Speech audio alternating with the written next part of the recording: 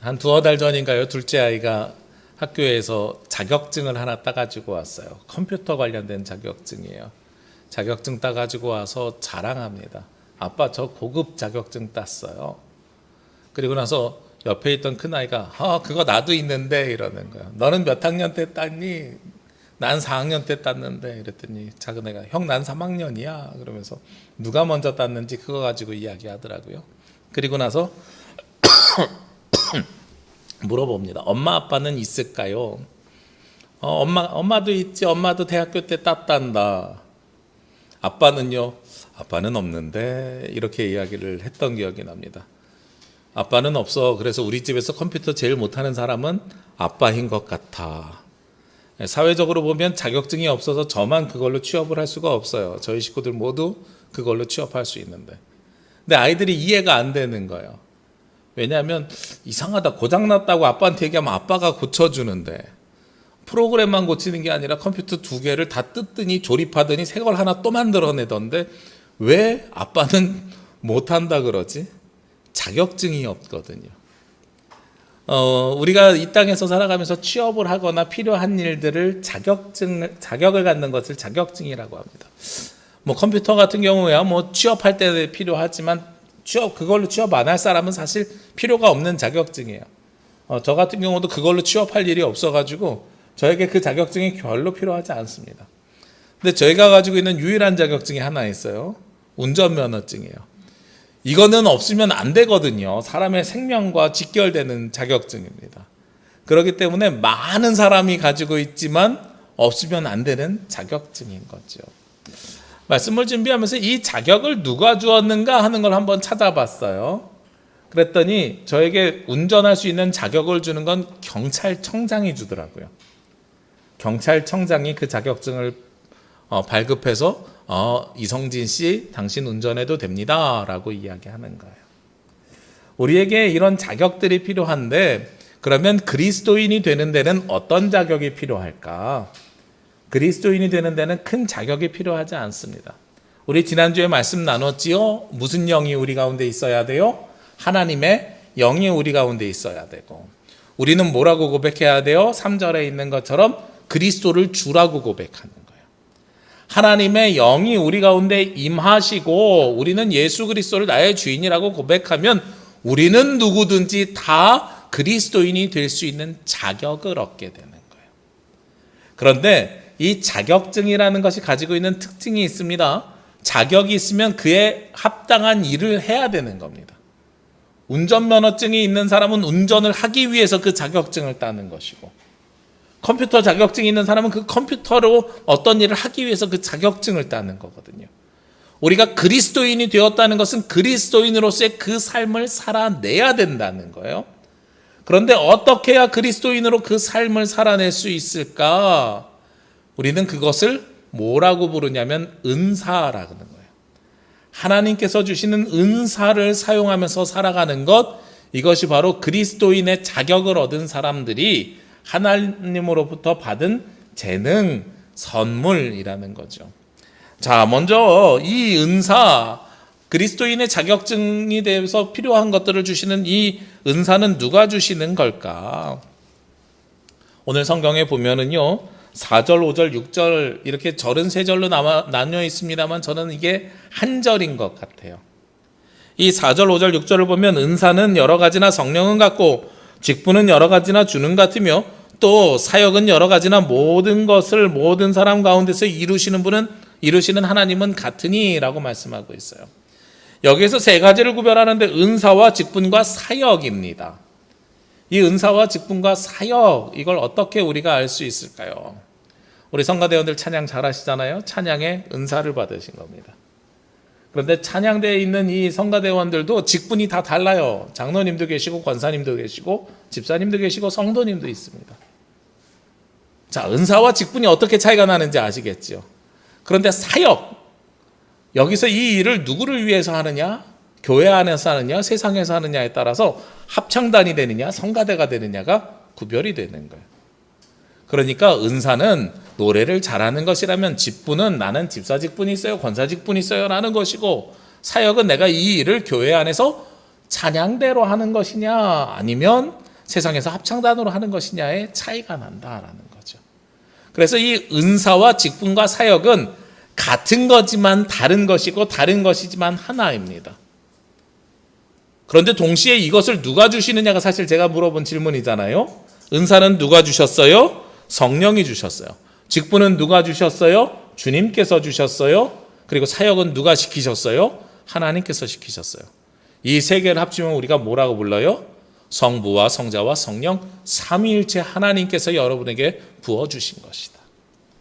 우리가 흔히 성령의 은사라고 이야기를 하면서 성령께서 강조되지만 이 일을 궁극적으로 우리에게 부여해 주신 분은 성령님을 통하긴 하지만 결국은 궁극적으로는 성부와 성자와 성령 삼위일체 하나님께서 우리 가운데 임재하셔서 우리에게 하나님의 일을 할 수 있는 자격을 허락해 주신 거라는 거예요. 그게 바로 은사입니다. 제가 군대에 있을 때 입대할 때는요 운전병으로 입대했습니다. 말씀드렸던 것처럼 나이가 많아서 갔어요. 28에 갔어요. 28에 갔더니 갈 때 운전면허증 내라 그래서 냈어요. 신분증 내라 그래서 운전면허증을 냈더니요. 거기서 분류하는 사람이 어머 얘는 정비관보다 운전 경력이 오래됐어. 군대에 있는 우리 흔히 부사관이라고 부르죠. 중사보다 제 운전면허가 오래된 거예요. 그러니까 운전 경력이 되게 많아. 운전병 시켜야 돼. 그래서 운전병 주특기 받았어요. 제 주특기 번호가 2813입니다. 이게 뭐냐면 운전병 중에서도요 2811은 작은 차, 찝차 같은 거 운전하는 거면 2813은 큰 차, 트럭인데 트럭 중에서도 5톤 이상 운전하는 거예요. 저는 와 버스 운전할 수 있겠다 이랬는데 막상 자대 가니까 저에게 무슨 차를 주냐면 레카차 있죠. 군안차라 그러는데 뒤에다 차 하나 더 싣고 다니는 거. 군대에서는 고장난 차만 거기다 싣고 다니는 게 아니라요. 야전에서 밥해 먹으려면 밥차도 거기다 끌고 다니고요. 대포도 끌고 다니고 여러 가지로 많이 쓰이는 차. 그래서 제가 그 차를 받았어요. 그러니까 제가 2813이라는 주특기 번호를 받았는데 이게 자부대에 가니까 뭐라고 이야기하냐면 소총수가 1111이거든요.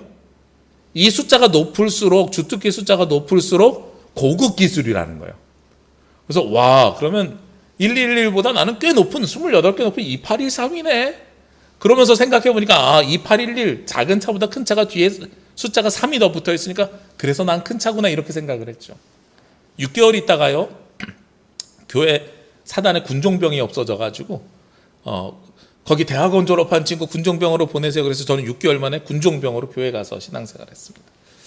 거기서 군생활하는데 그때 저희 군종참모 목사님도 그러고 저보다 선임도 그러고 이왕이면 주특기를 바꾸세요 이러는 거예요. 주특기를 바꾸면 나중에 예비군 훈련이나 이럴 때 편하다고 어차피 군종 일을 하니까.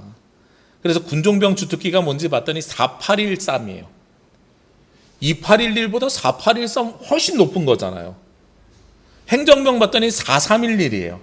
행정병보다 군종병의 주특기가 훨씬 높아요. 되게 고급 기술이구나. 바꿔야 되겠다고 주특기 변경 신청서를 냈어요. 그랬더니 거절됐어요. 왜 거절됐냐면 제 주특기를 바꿔주겠다고 하신 분이 사단장님이었거든요. 제가 나이가 많아서 군대 가서 그랬는지 사단장님이 어느 날 경로병사와 무슨 28인데 경로병사래요. 그래도 경로병사와 식사하면서 밥 먹고 나서 주특기 바꾸자고 자기가 바꿔주겠다 그래서 신청했는데 별 2개가 주특기를 못 바꾸는 거예요. 왜냐하면 제 운전병 주특기 부여한 부여권자가 누구냐면 군사령관이거든요. 별 4개. 그러니까 별 4개가 준 거를 별 2개가 마음대로 못 바꾸는 거예요. 이게 무슨 말씀을 드리려고 하냐면 오늘 우리에게 은사를 주신 분이 누구예요? 삼위일체 하나님이요. 삼위일체 하나님은 모든 천지 만물을 창조하시고 우리를 구원하시고 우리의 삶을 인도하시는 분. 우리가 이 땅에서 살아가는 동안에 우리 가운데 가장 커다란 능력이 있고 가장 권위가 있고 가장 위에 계신 분이 여러분들에게 무엇을 부여하셨다고요? 은사를 부여해 주셨다고요. 사람이 바꿀 수 있는 것도 아니고 우리가 마음대로 바꿀 수 있는 것도 아니라는 겁니다. 이것은 절대권자가 주셨기 때문에 그 은사 주신 분의 말씀에 우리는 순종하면서 그 직분을 감당하고 사역을 감당하고 그 은사를 사용해야 되는 거예요. 그래서 누가 주셨는가 하는 것이 굉장히 중요한 겁니다. 저희 가정에 가끔 요즘 청소년들이 부딪히는 일들이 있죠. 핸드폰이나 컴퓨터 게임 언제까지 해야 돼요? 이런 거 있잖아요. 아이들이 저에게 와서 물어봐요. 아빠 몇 시까지 해요? 그러면 제가 9시까지 해. 그러면 9시까지지요. 근데 아이들이 머리가 조금 발달이 됐어요. 아빠한테는 와가지고 9시까지래 하고선 좀 있다가 엄마한테 가서 몰래 물어봐요. 엄마 몇 시까지 해요? 그러면 엄마가 10시까지라고 그러면 10시까지 하는 거예요. 그래서 제가 9시에 나와서 너 왜 아직도 하고 있어? 그럼 엄마가 하랬는데요. 이러는 거죠. 반대로 아빠가 9시까지 하라 그랬는데 엄마가 8시까지 하라 그랬으면 나중에는 엄마가 나와서 물어봐요. 엄마가 너 왜 8시 넘었는데 왜 해? 그럼 아빠가 9시까지 하랬는데요. 이렇게 이야기해요. 그래서 저희가 둘이서 통일했어요. 뭐라고 통일했냐면 9시까지로 통일하고 서로 다를 때는 엄마 아빠 서로 허락받자. 그래서 아이들이 정해진 시간 딱 넘어서 오면은요, 엄마한테도 허락받고 와. 제가 요즘은 이렇게 이야기해요. 아내도 아빠한테도 허락받고 와. 둘이서 합쳐진 거죠. 변경이 되지 않습니다. 우리에게 주신 은사는요, 변경이 되지 않습니다. 왜요? 성령님께 받은 줄 알았는데 그럼 예수님한테 가서 우리가 기도하면서 물어볼 거죠. 저 이거 마음에 안 드니까 바꿔주세요. 하나님 앞에 하나님 저 이거 마음에 안 드니까 바꿔주세요. 이게 된다고요? 안 된다고요. 왜냐하면 그 은사는 성령을 통해서 주셨지만 누가 주셨다고요? 삼위일체 하나님께서 우리에게 부어주신 거기 때문에 그런 거예요. 그래서 그 은사는 바뀔 수가 없어요. 주시는 대로 받는 것이 그래서 은사입니다. 그러면 그 은사는 어떤 것들이 있습니까? 오늘 성경에 보니까요, 8절과 9절, 10절에 많은 은사들이 나와 있습니다. 8절에는요, 어떤 사람에게는 성령으로 말미암아 지혜의 말씀을, 어떤 사람에게는 같은 성령을 따라 지식의 말씀을, 9절에는요, 다른 사람에게는 같은 성령으로 믿음을, 어떤 사람에게는 한 성령으로 병 고치는 은사를, 10절에는요, 어떤 사람에게는 능력 행함을, 어떤 사람에게는 예언함을, 어떤 사람에게는 영들 분별함을, 다른 사람들에게는 각종 방언 말함을, 어떤 사람들에게는 방언들 통역함을 주시나니 하고 말씀하고 있습니다. 생각해 보니까 이 은사들은요, 우리 성도들에게 마음에 잘 안 와닿을 것 같아요. 당시 초대교회는 이 은사를 가지고 높고 낮음을 사실은 따졌거든요. 그래서 분란이 있었습니다. 방언의 은사가 가장 높은 최고의 은사야. 나는 그래서 성령의 충만함을 받았고 너네랑 다른 나는 더 높은 그리스도인이야. 이렇게 생각하는 사람들이 있었어요. 그래서 오늘 이 말씀을 기록했는데 그게 중요하지 않다는 거였어요. 여러분들이 보실 때는 어떤 은사를 받으셨습니까? 8절에 나오는 지혜의 말씀, 지식의 말씀, 말씀을 향한 은사잖아요. 이거 목사님들이 받는 거 아니야? 9절에 나오는 말씀 보니까 믿음이고 그 다음에 치유하는 은사예요. 병고침의 은사예요. 이거 기도원 원장님들이 받는 은사 아니야? 세 번째 10절에 보는 은사를 보니까 방언하는 것, 영들 분별하는 것, 어머 이거 열심히 기도하는 목사님들이나 권사님들이나 이런 분들이 따로 특별하게 받는 은사 아니야? 그러면 나는 은사를 안 받았네 이렇게 생각할 수도 있어요. 근데 여러분들이 은사를 못 받으시거나 안 받으신 게 아니에요. 오늘 대표적으로 교회 안에서 사용되는 당시 고린도교에서 쓰여졌던 은사들만 열거한 거고요. 여러분들이 가지고 있는 또 다른 은사들이 있습니다. 나는 사람을 잘 대해요. 이것도 은사예요. 나는 사람은 잘 못 대하지만 조용한 곳에서 잘 섬겨요. 이것도 은사예요. 나는 음식을 잘 만들어요. 이것도 은사고요. 나는 반갑게 환하게 웃는 것도 은사예요. 노래를 잘하는 것도 은사예요. 컴퓨터를 잘하는 것도 은사예요. 건물을 잘 짓는 것도 은사고요. 우리가 아이들을 잘 가르치는 것도 은사입니다.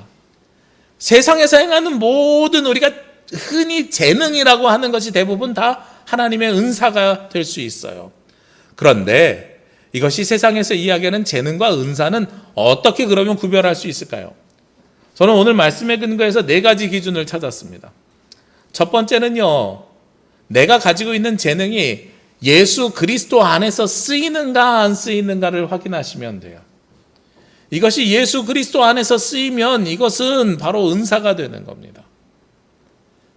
우리가 그리스도 예수 안에 있는 사람인가 아닌가요? 재능이 있는 사람 세상에도 많이 있어요. 세상에도요, 봉사 잘하고 섬김 잘하는 사람들이 있어요. 그 사람들 어디에 가면 있어요? 사회복지관에 가면 있어요. 교회에서도 그거 잘하는 사람도 있지만 세상에서도 잘하는 사람이 있어요. 그런데 사회복지관에 있는 사람들에게 은사를 받았다 그래요? 아니죠. 그 사람들은 그 재능이 있는 거예요. 교회 안에서 그걸 잘하는 사람들에게 은사를 받았다고 이야기하는 겁니다. 그리스도 안에 있는 사람에게 사용되는 언어가 바로 은사입니다. 두 번째로는요, 그 일이 쓰임받아야 되는데 누구를 위해서 쓰임받아야 돼요? 예수 그리스도를 드러내기 위해서 쓰임받는 겁니다. 예수님을 위해서 그 재능을 행하면 그것이 바로 은사가 되는 거예요. 요즘 노래 잘하는 사람 되게 많더라고요. 무슨 방송만 틀면 무슨 노래 자랑하는 것 같아요. 어디는 뭐 트로트, 저는 트로트를 안 좋아해서 잘 보진 않습니다만 트로트가 뭐 엄청나게 많다 그래요. 전에 한번 미용실을 갔더니 옆에 앉은 지역 어르신들끼리 이렇게 이야기하는데, 저 가수 이름도 잘 몰라요. 근데 그 가수가 예전에 어디서 살았고 무슨 제주 출신 가수도 있어요. 그 사람이 결혼했네 안 했네, 애는 몇이네, 어느 동네 사네 다 알고요. 남자는 뭐 어느 남자가 엄마가 어땠고 걔는 불우하게 살았고 어떻게 살았고 이걸 다 알아요. 깜짝 놀랐어요. 10대 청소년들이 무슨 BTS 연예인 보고 그 사람들 이력 아는 것보다 훨씬 자세하게 알아요, 어르신들이. 와, 노래 잘한대요. 그렇죠. 너무 신난대요. 그렇죠. 뭐 어디 듣든지 다 노래하는 방송 나와요. 근데 제가 작년에 유심히 봤던 가요 프로그램이 하나 있어요. 오디션 프로그램. Sing Again이에요. 처음부터 본 건 아니고요. 거기에 나오는 34호 가수가 어느 목사님 아들이래. 이래가지고 제가 보기 시작했어요. 그 Sing Again은 앨범을 냈든지 아니면 오디션 프로그램에서 상을 받았든지 뭐 어쨌든지 데뷔를 했든지 옛날에 가수 활동을 했든지 가수였던 사람인데 무명 가수들이 나오는 게 Sing Again이에요. 그래서 그 가요 프로그램에서는요, 노래를 부르는데요, 이름으로 안 부르고 1호님, 10호님, 34호님 이렇게 부르는 거예요. 근데 그들의 목적이 뭐냐면 그들의 이름을 내기 위해서요. 그 프로그램의 경연 프로그램의 그 경연 방식을 봤더니 이름은 언제 낼 수 있냐면 내가 탈락했을 때 1호 가수님은 이성진입니다. 이렇게 이름을 내든지 아니면 10명 안에 들었을 때 자기 이름으로 노래를 할 수 있어요. 그러니까 떨어질 때 이름을 얘기하는 건 노래 다 부르고 떨어지니까 노래를 내 이름으로 할 수 없는 거죠. 내 이름으로 노래는 언제부터예요? 10명 안에 들었을 때. 자기의 이름을 드러내기 위해서 노래를 부르는 거예요. 그게 바로 Sing Again이라는 경연 프로그램이에요. 노래 잘하는 사람들이 자기 이름을 드러내기 위해서 TV에 나오는 거죠. 이거는 은사가 아니에요. 재능이에요. 노래 잘하는 사람들이 자기 이름은 드러나지 않지만 매주 남들 자고 싶은데 늦잠 안 자고 일요일날 일찍 나와가지고 연습하고 이 자리에 앉아서 누구한테 찬양해요? 하나님께 찬양하지요. 이게 은사예요. 하나님께서 나에게 노래 잘하는 은사를 주셨네. 악기를 다루는 은사를 주셨네. 그래서 예수님 안에 있는 사람이 예수님을 위해서 자기 재능을 사용하는 것, 이게 바로 은사라는 거예요. 은사를 구별하는 첫 번째 조건이 예수님 안에 있는 것, 두 번째 조건이 예수님을 위해서 쓰는 거예요. 세 번째는요, 뭐냐면 예수님만 위해서 사용하는 것이 아니라 예수님을 위해서 사용하지만 동시에 공동체를 위해서 사용하는 겁니다. 교회 공동체를 위해서 헌신할 때 그것이 은사가 되는 겁니다. 왜 이런 말씀을 드리냐면 아까도 잠깐 말씀드렸지만 고린도 교회는요, 이 방언이 굉장히 중요한 이야기였나 봐요. 나중에 이 방언에 대해서 뒤에서도 다루는데, 이 방언으로 나는 신앙이 있고 없고 성령의 사랑을 더 받고 못 받고 사람들이랑 구별하면서 다툼이 있었던 것 같아요. 그러니까 하나님으로부터 받은 은사가 교회를 오히려 어떻게 하는 결과를 가지고 오게 됐어요? 깨버리는 결과를 가지고 오게 됐어요. 그거는 은사가 아니라는 겁니다. 은사는요, 교회 공동체가 세워져야 됩니다. 찬양하는 은사뿐만 아니라요, 어떤 은사들도 있습니까? 보이지 않는 곳에서 음식하는 은사요. 이런 섬김의 은사 통해서 우리가 교회 공동체가 하나 될 수가 있습니다. 그것뿐만 아니라요, 그 은사는 성품을 통해서도 나타나요. 저 사람 친화력 좋다, 이런 사람들 있죠. 교회 안에서 친화력 좋은 사람은 은사로 사용하시면 좋아요. 그래서 새로운 사람들을 잘 정착시키는 은사로 쓰는 거죠. 교회 공동체를 위해서 사용하는 겁니다. 보이지 않는 곳에서 섬기면서 쓰이는 것, 이것이 바로 은사입니다. 은사와 재능을 구별한 마지막 네 번째 조건이 있습니다. 바로 예수 그리스도와 소통해야 됩니다. 오늘 은사를 보면 앞에는 지혜의 말씀, 지식의 말씀을 이야기했고, 아까는 신령한 병 고치는 은사들 이야기했어요. 이 병 고치는 은사도 그리스도를 위해서 사용되었을 때 은사가 되지, 그리스도를 위해서 사용되지 않으면 은사가 아니라 의사가 되는 거죠. 그리고 나서 맨 마지막에요, 그리스도와 소통해야 되는 것이 무엇이냐면 중요하게 다뤘던 은사가 방언의 은사, 방언을 통역하는 은사거든요. 즉 내가 하나님의 일을 하면서요, 누구와 소통해야 되냐면 하나님과 소통하셔야 됩니다. 하나님과 소통하지 않으시면 그 은사는 더 이상 은사가 아니라 재능인 거예요. 우리가 교회를 청소한다고 가정해 봅시다. 우리 교회 너무 감사한 것은 토요일 날 소리 소문 없이 와가지고 조용히 청소하고 가셔요. 깜짝깜짝 놀랄 때 있어요. 이렇게 탁탁 탁탁 이 소리 나요. 오신 줄 제가 안 때들도 있어요. 이게 무슨 소리일까요? 계단 이렇게 닦는 소리예요. 탁탁 이렇게 계단 닦는 소리. 이거 할 때 우리끼리 모여가지고 즐겁게 하는 거 너무 행복하고 좋은 일입니다. 보이지 않는 곳에서 섬기는 거 귀한 일입니다. 그런데 그런 일을 할 때마다 기도하셔야 됩니다. 하나님, 주님의 몸을 섬깁니다. 빗자루질 하면서요. 주님의 몸을 닦습니다.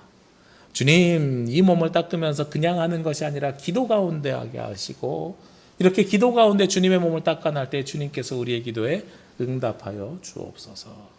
이게 하나님과 소통하면서 그 일들을 행해 나가는 거예요. 그렇게 하나님과 소통하면서 그 일들을 행해 나가야 그것이 재능이 아니라 은사가 되는 겁니다. 은사는요, 어떤 것 하나가 위아래 높고 낮음이 없습니다. 사람마다 잘하는 것이 있고 잘 못하는 것이 있습니다.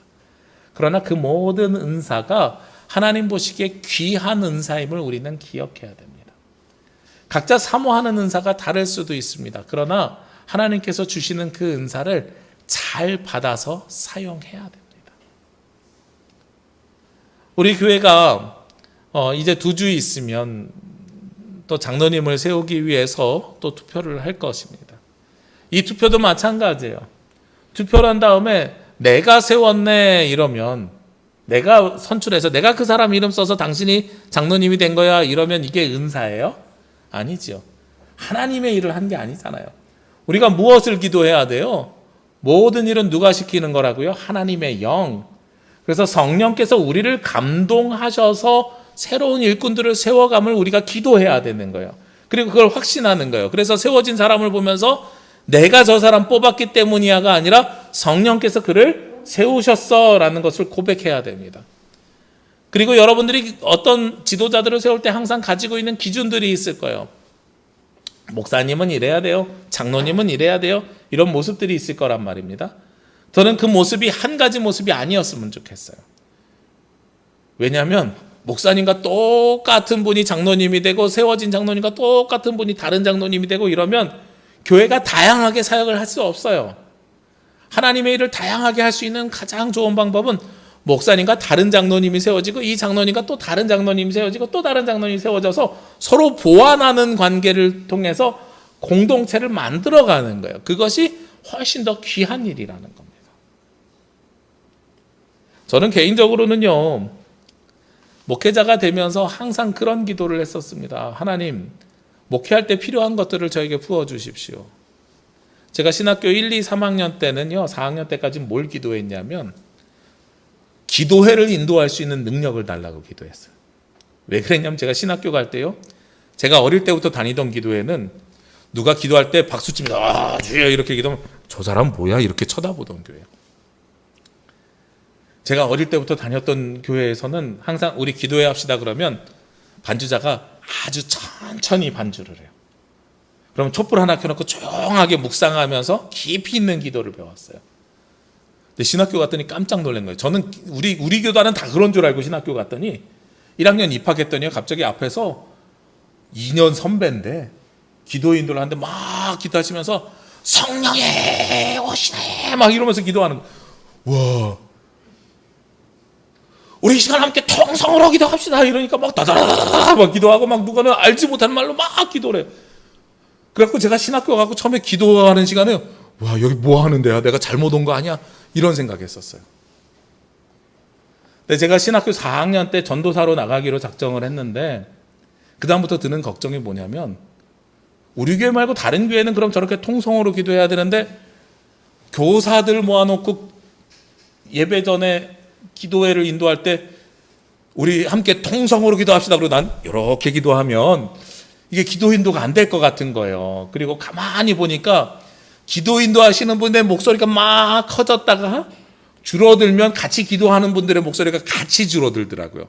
그래서 나는 이게 언제 끝나나 하고 처음에 이렇게 구경해 봤더니 인도하시는 분이 이 목소리 톤을 조정하면서 조절하는 거예요. 큰일 났다. 나는 기도도 못하는데 어떻게 저렇게 할 수 있을까. 그리고 신학교 다닐 때 그 배우고 싶은 목사님 있잖아요. 그 목사님의 모습을 따라하는 이렇게 신학생들이 있었어요. 그래서 저희 다닐 때 목사님들에게 제일 중요한 기술이 뭔지 알아? 그러면서 저에게 가르쳐 주는데요. 조용기 목사님처럼 발음해야 된다고. 미시오리카 이거 연습해야 된다고. 믿으시면 아멘 이거 연습해야 된다는 거예요. 저는 이게 막 오글거려가지고 막 할 수가 없을 것 같아요. 그래서 그러면서도 제 마음속에 계속 고민이 되는 거예요. 내가 신학교를 갔는데 그래서 목회를 나중에 해야 되는데 앞에서 말씀도 잘 전해야 되고 찬양도 잘 전해야 되고 목사님들마다 말씀은 전하는 형식이 다 달라요. 그렇죠? 우리 최덕한 목사님 같은 경우는 개척교회잖아요. 반주자가 없을 때도 있어요. 그러니까 어떻게 하냐면 강대상이에요. 이 강대 튀어버렸어요. 우리 성가대에 쓰는 작은 거 놓고요. 그리고 말씀 전하는데 말씀 전하다가 갑자기 뒤로 와서 앉아요. 건반이에요. 피아노 치면서 반주예요. 목사님이 반주하면서 예배 인도하고 설교도 해요. 저는 키보드가 강대상이 있어요. 저는 영상하면서 말씀 전하면서 예배 인도해요. 서로 잘하는 게 다른 거거든요. 근데 이게 20년 전에는요, 저에게 미십니다를 연습하라던 선배님들이 대다수였고요. 찬양 연습하라는 선배님들이 대다수였어요. 너 그거 배워서 어디다 쓸래? 컴퓨터 배워서 어디다 쓸래? 그거 잘해가지고 뭔 소용이 있는데. 소용없는 줄 알았더니 20년 지나니까 올해 작년에 그때 저에게 너 그거 해서 하래서 뭐 할래 했던 선배님들이요. 뭐라 그러냐면 저에게 요즘은 미래를 준비하는 목사님이십니다. 이렇게 이야기를 해요. 미래에 가장 최적화되어 있는 목사님이십니다. 하나님의 은사는요. 내가 받고 싶다고 받는 게 아니라 잘하는 게 다른 거거든요. 잘하는 게 다른데 주시는 그대로 받아서 잘 순종하면 어떤 일이 생기냐면 하나님이 필요할 때 그것을 사용하십니다. 제가 그걸 20년이 지나서 알았어요. 제가 부목사 할 때 제일 싫었던 게 뭐냐면 처음에는 좋았는데 나중에 싫은 게 홈페이지 만드는 거예요. 제가 4개 교회에서 사역했는데 사역할 때마다 그 4개 교회 홈페이지를 제가 다 만들었어요. 그 중에 2개 교회는 아직도 제가 만든 게 남아있더라고요. 그러면서 제가 그때 뭐라고 불평을 했었냐면 저희 집에 가서 아버지한테 내가 전산 직원인지 목회자인지 헷갈린다고. 나도 목회를 하고 싶은데 왜 나한테 이런 일들만 시키는지 모르겠다고. 그랬는데 나중에 그걸 내가 받고 싶지 않았던 건데 하나님께서 사용하시더란 말이에요. 오늘 말씀 11절 말씀 보시자고요. 이 모든 일은 같은 한 성령이, 여기서는 한 성령이라고 이야기하지만 이 성령이 누구라고요? 성부와 성자와 성령 삼위일체 하나님께서 행하시는데 누구의 뜻대로 행하세요? 그의 뜻대로 행하시는 거예요. 은사를 받는 사람의 뜻이 아니라 은사를 주시는 하나님의 뜻대로 행하시는 것이 바로 은사입니다. 그래서 은사는 무엇이라고 이야기를 해요? 선물이라고 이야기하는 거예요. 선물은 받고 싶은 사람이 받는 게 아니라 주고 싶은 사람이 주는 게 선물입니다. 우리 지난주에 나눴던 말씀 3절에 나오는 말씀에 보면 그러므로 내가 너에게 알리노니 하나님의 영으로 라고 이야기할 때 이 영이 어떤 거라 그랬어요? 스피리추얼 기프트라 그랬어요. 성령으로 주시는 기프트, 선물이라는 거예요. 여러분들이 가지고 있는 재능은요, 하나님께서 여러분에게 선물로 주시는 겁니다. 내가 갖고 싶다고 받는 게 아닙니다. 내가 원하는 것을 주는 게 아닙니다. 내가 진짜 싫어하는 것인데도 받을 수 있다는 거예요. 그걸 인정하면 어떻게 하면 이걸 잘 사용할 수 있을까를 우리가 고민해야 되는 겁니다. 그리고 이 모든 일을 하나님의 뜻대로 누구에게 주시는 거예요? 각 사람에게 주시는 거예요. 근데 하나님께서 우리에게 선물을 주실 때는요, 그냥 선물 10개 놓고 너 가져 이렇게 툭툭툭툭 주시는 게 아니라, 어머 너 이거 하는 게 제일 잘할 것 같아. 너 이거 하는 게 제일 잘할 것 같아. 이렇게 골라서 주시는 거예요. 우리가 진짜 사랑하는 사람을 위해서 선물을 어떻게 고르는지 한번 생각해 보시자고요. 귀찮으니까 그냥 상품권 하나 해드릴까? 이게 요즘에 많이 바뀌어진 모습인데, 사실은 그거보다 가만히 그 사람을 관찰해보고 그 사람에게 어떤 옷이 잘 어울릴지, 혹은 어떤 펜을 자주 쓰는지, 이런 것들을 고민하면서 그걸 선물로 사서 주는 거죠. 그리고 언제 기쁘게 돼요? 그 선물을 잘 사용할 때 되게 행복해지는 거죠. 저는 잊어버렸습니다만 지난 성탄절에 아내가 그 얘기 하더라고요. 목도리 하면서 이거 무슨 목도리인지 알아? 글쎄 이랬더니 벌써 잊어버렸어 이러는 거예요. 뭘까? 당신이 연애하면서 나한테 처음으로 준 성탄절 선물이야. 지금도 잘 쓰잖아. 그걸 잘 쓰는 거 보니까 되게 기분이 좋아요. 매년 성탄절마다 그 생각이 난다는 거예요. 우리가 하나님께서 우리에게 선물을 주실 때에는 그 선물을 잘 사용하라고 주십니다. 여러분에게 재능과 은사를 주실 때는 그것을 잘 사용하라고 주십니다. 그것을 내버려 두라고 주시는 게 아니라는 거예요. 그러면 우리 그걸 잘 사용해야 됩니다. 잘 사용하는데 이 하나님께서 주신 은사가 교회 안에 분란이나 문제가 되지 않기 위해서는 어떤 기준을 가져야 된다고요? 4가지 기준이요. 예수 안에 있는 사람이 사용해야 되고, 내가 드러나는 것이 아니라 예수님이 드러나게 사용해야 되고, 그리고 나 개인이 아니라 우리 교회 공동체를 위해서 사용해야 되고, 그리고 마지막으로 이 은사를 사용할 때마다 누구를 기억해요? 예수님과 소통하면서 그 은사를 사용해야 된다는 거예요. 그래야 그것이 나의 개인의 재능이 아니라 하나님께서 주시는 선물임을 인정하며 그리스도인의 영광을 높이는 모습이라는 거죠. 우리 교회도 이제 지도자를 세울 겁니다. 어떤 사람이 세워질지 모르겠습니다. 이번에 안 세워지면 다음 8월 달 또 우리가 더 기도해야 된다는 음성이라고 생각하고 더 기도하면서 준비해야 될 걸로 믿습니다. 그런데 그렇게 세워지는 분이요, 어떤 분이어야 되냐면 그리스도 예수 안에 있는 분이어야 되고요, 본인의 이름보다 하나님의 영광을 드러내는 분이어야 되고요, 그리고 공동체를 위해서 헌신하는 분이고요, 끊임없이 주님과 소통하는 분이셔야 됩니다. 여기 앉아 계신 여러분들도 마찬가지고 세워지는 분들도 마찬가지여야 됩니다. 하나님은 그렇게 하나님께서 주신 은사를 잘 받아서 사용하는 사람들을 기다리십니다. 그리고 우리가 그 은사를 잘 사용할 때에 주님의 나라가 이 땅에 이루어지고 하나님께서 우리의 삶과 인생을 늘 보호하시고 인도하여 주실 줄로 믿습니다. 우리 그렇게 주님 앞에 헌신하며 주신 은사를 잘 사용하는 저와 여러분이 되시기를 주의 이름으로 기도합니다. 기도하겠습니다.